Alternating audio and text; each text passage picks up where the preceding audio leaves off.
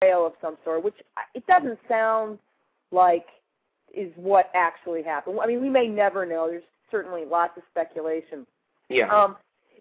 Now, are you familiar with any of the stories related to? And then we won't focus too much on Tom Cruise, although since you certainly have the knowledge, we'll try and get as much out of you as we can. So he and Nicole divorced, and then Tom's alone. As we know from reading the Andrew Morton book, Tom doesn't like to be alone. Tom wants women in his life, especially women. He's always surrounded by women, but he wants people around him. He doesn't want to be lonely. Is there any truth to the rumor that David Miscavige and the Church of Scientology helped him find, his next girlfriend, make sure that they were pro-Scientology? I mean, what do you think of those stories? Sure, those are absolutely true. I mean, of course, after Nicole, he was with Penelope, and then Penelope wouldn't drop the Buddhism, so he dropped her, and then he was going out with another girl. I think her name was Sophia Viraga or something like that. Right. And then basically, the thing with Sophia wasn't going to work out. There was something about her, or there was something that had happened, or she did, or something that was not going to be good if they were put under the microscope. So Dave was constantly being called by Tom, and basically Tom was in his ear about how he's got to figure out what he's going to do. And basically Dave was like, why do I have to hear this? He tells his assistant, which is also his wife, Shelley Miscavige, to figure this out and basically handle it. Well, what we ended up doing was, in Golden Era Productions, we have a talent agency that works out of the Celebrity Center in Los Angeles. And they basically do auditions for films and videos all the time. So a casting call went out to all the young 20-something Scientology actresses that there's a Tom Cruise movie coming up you might be able to get a part in, and we need you to come in for an audition. And they were basically asked a series of questions, and all of these interviews were videoed, and then those tapes every day would get compiled and sent up to RTC. And we must have interviewed hundreds of Scientology actresses. Anyone you want to name specifically was rejected? Oh, no, they were all rejected. Every single one of them was rejected. By Tom or by Scientology? I mean, who? We don't know. They just went up to RTC, and that was it. We never heard. They didn't know. Nobody said, okay, this is the one, get her, nothing. It was just nothing. And then this big head honcho guy from RTC, Greg Wilhare, who's kind of like, used to be one of Dave's kind of like, go-to guys. He suddenly is now like jet-setting all over the place. He's going off to New York. He's going down to L.A., and this is all from the Hemet facility. And he's now taking interviews with, like, high-profile actresses. And then that's where you hear the stories about Scarlett and Jennifer Garner, because basically it was like Dave just said, if you had a list, what would the list be? Let's just basically go through what girls you'd like to be with. And that was how that happened. Did he get a date on his own, or is it just the whole Scientology thing? He wanted a Scientology girlfriend. And was this his idea, or was this David Miscavige's idea? I think it was basically mutual between them. They were like, hey, what can we do, And, right.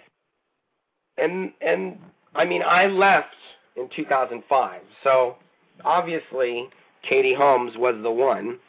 And I think what happened on the Katie Holmes one is she had just recently, or at some point, done a magazine interview that said she wanted to marry Tom Cruise.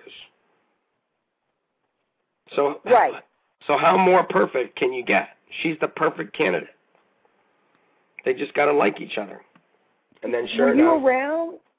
Were you around for when she was sort of indoctrinated? There was a story that, and then we'll move on from Tom Cruise, because I know you got lots of actually even more interesting things than old TV. Well, I'll tell you this. When Katie showed up, years before that, there's this girl that worked in Tom Cruise's basically camp, and she's a Sea Org member. She's part of the Church of Scientology, the organization that runs the church. And her name is Jessica Rodriguez. Jessica Rodriguez is an auditor. And the reason that she was with Tom is because she was giving security checks to Isabella and Connor Cruise, Tom Cruise's 2 adopted children. Right. These children were basically being interrogated on the e-meter whenever they were misbehaving or when things weren't going so well.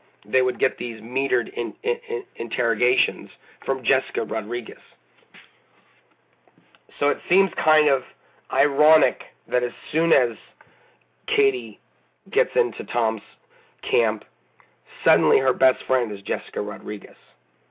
Jessica Rodriguez. Oh, go ahead. The only reason Jessica Rodriguez is Katie's best friend is to get her through her auditing and her training, and somebody who can be the eyes and ears of the church so they know who's in Katie's ear, and they can basically pick people off that are going to, foil this little plan of theirs. So that's where Jessica Rodriguez comes in. Jessica Rodriguez is in the same camp as Tommy Davis and these other basically handlers that were with Tom, and they were the eyes and ears of David Miscavige. So that if something happened, they could say, "This is the guy who's doing X, Y, and Z," and then the church can figure out how to deal with it, or they can tell Tom how to deal with it. And that's literally that.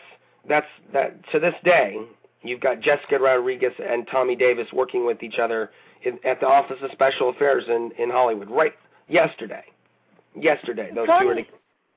They were together yesterday. Is Tommy still in? I thought Tommy was demoted to scrubbing David Miscavige's floor for screwing up that whole John Sweeney thing. That was the word on the street. He did disappear for many, many moons, and then all of a sudden he just popped back up on the radar. So, yeah, I'm sure it would be very interesting to ask Tommy where he's been for the last year or so. But because he definitely has not been out in the news. And even now he's not really out in the news. He's a little bit behind the scenes, but both him and Jessica Rodriguez have been involved in recent handlings on what's going down from OSA. So so maybe he was brought up simply because they have to handle Anonymous? Is because of all the recent backlash? Yeah. Well, they've got nobody left. You got Mike Rinder took off. Tommy got busted. I mean, they're running out of people. They're running out of faces. They're running out of people to throw under the bus. So it's just getting, I think they're just getting desperate. And it's like, okay, Tommy's been punished enough. Let's bring him back. Right. We need bodies. They're out of people as they start to defect. All right, there's some questions. Somebody wanted to know who you think might be the next celebrity Scientologist who could blow out of there. Oh man, that's speculative.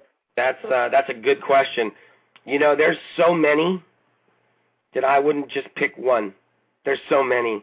I mean, Jason Begay, out of all of the Scientology actors in the Los Angeles area, we used him all the time for the technical training films.